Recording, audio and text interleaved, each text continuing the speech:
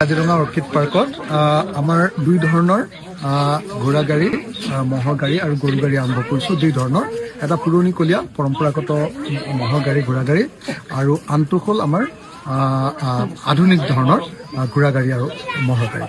সেইটো আজিৰ পৰা আৰম্ভ কৰিছোঁ। গৰু গাড়ীও থাকিব। তো এইটো আৰম্ভ কৰিছোঁ মানে আমি চেষ্টা কৰিব খুজিছোঁ যে অসমৰ টুৰিজিমত যাতে আমি নতুন নতুন চেপ্টাৰ এটা আৰম্ভ কৰিব পাৰোঁ। সেই চেপ্টাৰটো আজি আৰম্ভ হৈছে।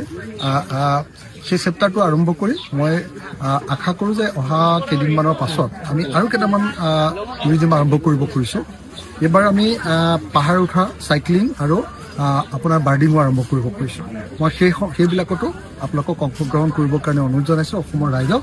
আৰু অসমৰ পৰ্যটন ক্ষেত্ৰত যদি আমি নতুন নতুন ধৰণে আগবঢ়াই লৈ যাব নোৱাৰোঁ আৰু অসমৰ গ্ৰাম্য জীৱনৰ যদি সোৱাদ দিব নোৱাৰোঁ, অকল গড় দেখুৱাই আমি পৰ্যটনক সদায় ৰাখিব নোৱাৰোঁ।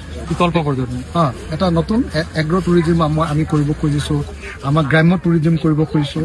এই নতুন নতুন ধৰণৰ বস্তুবিলাকক আমি ট্ৰেণ্ডলৈ আনিব খুজিছোঁ, আৰু সেইটোৱে হ'ল আমাৰ টুৰিজিমৰ এটা নতুন পৰিভাষা।